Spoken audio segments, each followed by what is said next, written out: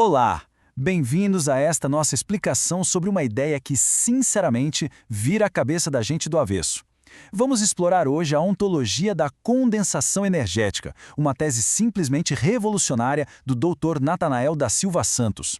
É uma proposta que quebra de vez aquele paradigma antigo sobre como a gente passa do espaço puramente geométrico e abstrato direto para a matéria física palpável. Hoje, nós vamos desconstruir e reconstruir a própria realidade aqui, passo a passo. E para começar de verdade, pensem só nessa pergunta. E se o vácuo absoluto, aquele nada total, simplesmente não existir? E se aquilo que chamamos de matéria sólida, as coisas que a gente toca e vê todos os dias, for na verdade uma ilusão maravilhosa feita puramente de luz aprisionada? Pois é, esse é o grande mistério que serve de base para entender o que a massa e o espaço realmente são.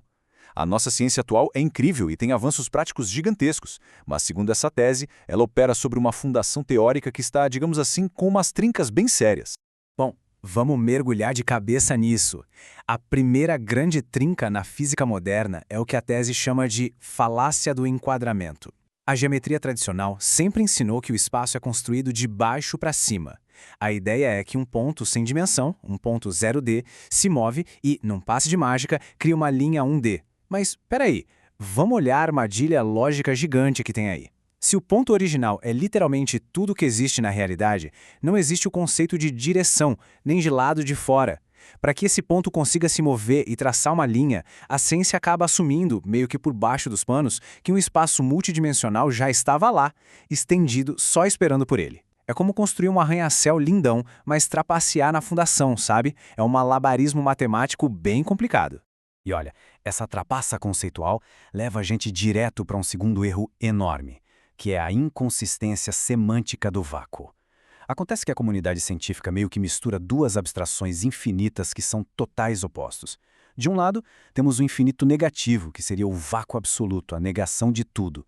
Do outro lado, temos o infinito positivo, que é a plenitude total, uma matriz contínua e sem limites. A física moderna tenta tratar o espaço como se fosse uma caixa totalmente vazia, o tal do vácuo. Mas, paradoxalmente, dá a ela um monte de propriedades de presença, tipo curvatura, distância, flutuações quânticas. É quase cômico. É como tentar convencer alguém de que uma caixa de papelão vazia está, na verdade, cheia de móveis invisíveis. Quando damos propriedades ao nada, acabamos criando monstros matemáticos, tipo as discrepâncias absurdas que existem hoje na constante cosmológica. Então, para resolver essa crise monumental, a solução proposta por essa tese é radical, mas ao mesmo tempo muito elegante.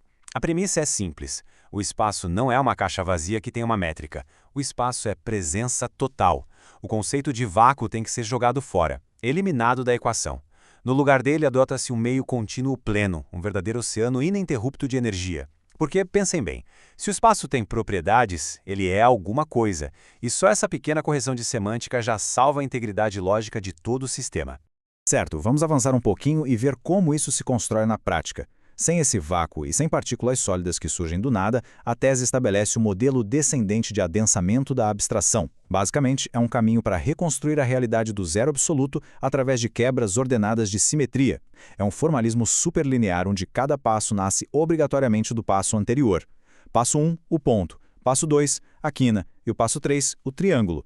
Agora, o que é realmente fascinante nesse slide é como ele redefine o ponto. Esqueçam aquela velha ideia de um nada geográfico ou de uma marquinha de giz num quadro negro. Aqui, o ponto é o quantum de intenção espacial. É a primeiríssima semente abstrata de localização.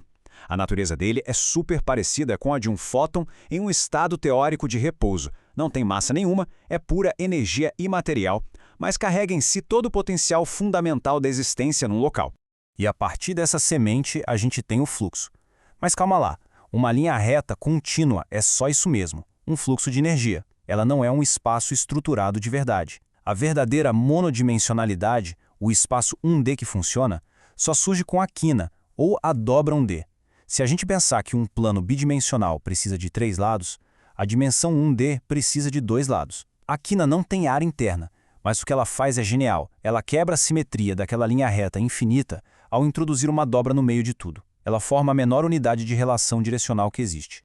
Seguindo a lógica, o próximo passo é o triângulo. Quando 3 lados se conectam e fecham, nós temos o átomo planar. Essa é a primeiríssima manifestação geometricamente estável. É a menor quantidade de limites que consegue fechar, isolar e segurar uma parte daquela presença total. Com esses três lados travados, o triângulo vira o bloco de construção irredutível de todo o espaço plano. E é uma curiosidade incrível notar que, se expandirmos o número de lados ao infinito, a dureza dessas retas vai se dissolvendo aos poucos até formar a curva perfeita de um círculo, que nada mais é que o infinito estrutural condensado no espaço finito. Isso ilustra de forma brilhante a verdadeira chave digital da nossa realidade material. O salto para a tridimensionalidade funciona exatamente como um portão lógico de um computador. Imaginem o seguinte: se a gente conectar três triângulos, eles formam uma pirâmide aberta por baixo, sem fundo. Ela tem comprimento, tem largura e tem altura. Mas o volume interno dela é absolutamente zero, porque o lado de dentro e o lado de fora se misturam. Esse é o bit zero, o estado desligado. É só geometria pura que não retém nada. Mas, no instante em que adicionamos um quarto triângulo selando a base, criamos um tetraedro com volume real. O circuito muda na hora para o bit 1, o estado ligado. E é esse tetraedro regular que atua como o grande interruptor 3D de tudo. E aqui vai uma sacada essencial. O tetraedro não cria a tridimensionalidade. Ele apenas a liga. Ele torna o espaço material operacional pelo simples ato de enclausurar. Acontece uma mudança absurda, passando de um potencial imaterial abstrato direto para uma realidade física que funciona. E tudo isso simplesmente porque a estrutura geométrica foi perfeitamente selada, isolando um volume ali dentro, separado de todo o resto do meio. Tudo isso nos traz, com a estrutura agora perfeitamente fechada, ao grande ápice de todo esse mistério. Se não existem partículas sólidas e irredutíveis desde o começo, e se o vácuo absoluto é uma impossibilidade matemática, de onde, afinal de contas, vem a massa física de toda a matéria que nós conhecemos? A resposta está na luz, mas luz engaiolada em 3 dimensões. Vamos fazer um experimento mental rapidinho. Imaginem um fluxo de energia radiante pura entrando e ficando totalmente confinado dentro desse tetraedro fechado, o nosso bit 1. Os fótons lá dentro são forçados a ricochetear sem parar nas 4 paredes internas, tudo na velocidade da luz. Quando essa gaiola geométrica está em repouso perfeito, paradinha, os impactos nessas paredes são totalmente simétricos. Ou seja, a soma de todas as forças lá dentro se anula, e a força líquida é um grande e redondo zero. Agora, a mágica da física acontece para valer quando aplicamos uma força externa para tentar acelerar esse tetraedro.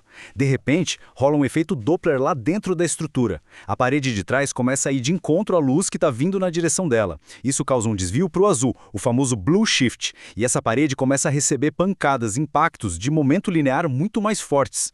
Por outro lado, a parede da frente está meio que fugindo da luz, o que causa um desvio para o vermelho, o red shift, resultando em impactos bem mais fracos.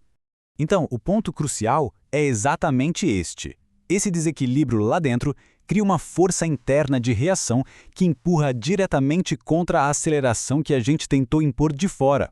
Aquilo que a física clássica a vida inteira chamou de inércia, tratando como se fosse uma propriedade mística e misteriosa da matéria sólida, é, na verdade, a própria energia pura aprisionada tentando empurrar de volta. É de explodir a cabeça. É por isso que a icônica equação do Einstein, E igual a mc², faz todo o sentido geométrico aqui. A resistência à aceleração, a massa, é pura e simplesmente energia presa num loop estrutural.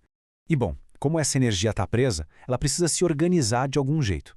É aí que ocorre o que a tese chama de condensação harmônica. Essa energia confinada se organiza em ondas estacionárias, vibrando em frequências bem específicas dentro do tetraedro. E esses nós de vibração com densidade altíssima funcionam como verdadeiros bloqueios mecânicos. Eles impedem que outras estruturas tentem ocupar aquele mesmo espaço. É exatamente essa rigidez e estabilidade temporal dessas ondas que os nossos sentidos humanos interpretam como elementos sólidos e como todas aquelas propriedades químicas da tabela periódica que estudamos. E o que nós temos aqui no fim das contas é um paradigma maravilhosamente reconstruído e o melhor de tudo, sem remendos teóricos. Não precisamos mais inventar um vácuo absoluto cheio de propriedades impossíveis. Não precisamos postular que partículas sólidas e indestrutíveis surgiram do nada absoluto. A própria geometria dita e constrói a existência material. Fica provado que a matéria é, fundamentalmente, energia estruturalmente enclausurada. A física e a geometria finalmente se unificam numa fundação super sólida, logicamente impecável, sem atalhos e sem aquela velha falácia de construir o universo a partir de premissas vazias. Tudo isso deixa a gente com um pensamento final que é, no mínimo, de tirar o fôlego. Se absolutamente toda a matéria sólida, desde os grãos de areia até as estrelas gigantescas, for na sua essência apenas uma ilusão mecânica super elaborada criada por pura luz presa em formas geométricas, como é que isso muda a forma como nós interagimos com o mundo físico? É uma perspectiva que não só conserta buratos enormes na ciência, mas que desperta uma curiosidade gigantesca sobre a verdadeira natureza do oceano de energia em que nós existimos todos os dias. Fica aí essa grande reflexão para encerrar nossa jornada de hoje.